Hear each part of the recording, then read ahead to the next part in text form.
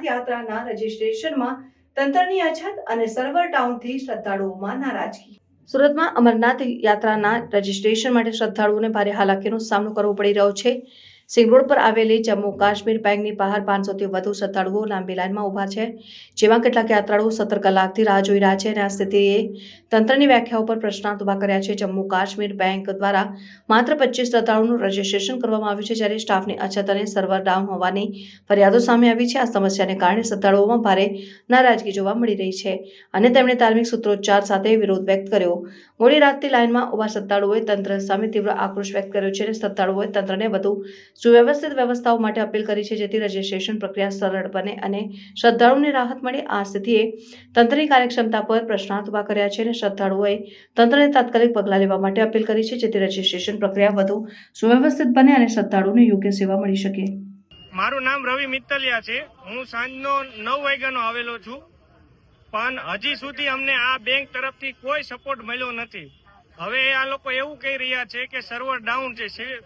અમે 17 કલાકથી અહીંયા છવી, રાતે સૂતા બી નથી કોઈ પણ.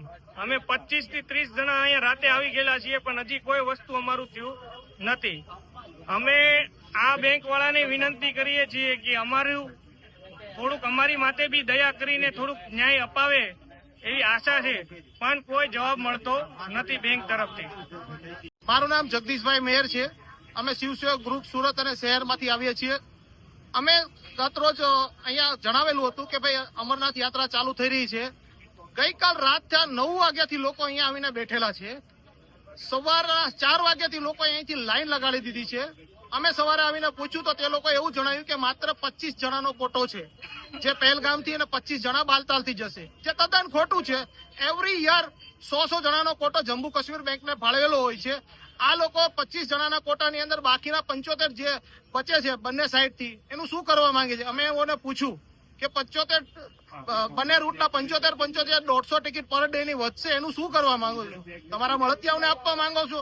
શું વેચાણથી આપવા માંગો છો, અથવા કોઈ લાગવગથી અથવા એજન્ટોથી જે કાંઈ હોય કોઈને લાભ કરાવવા માંગો છો? જે લોકો રાતથી અહીંયા આવેલા છે એને ક્યારે ન્યાય મળશે?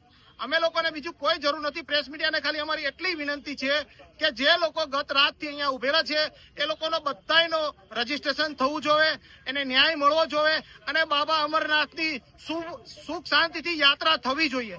માત્ર અમે આ જ પ્રેસ મીડિયાને અમારી અરજ છે, વિનંતી છે કે તમે વધુને વધુ ઉજાગર કરો અને આ લોકોને એક્સપોઝ કરો.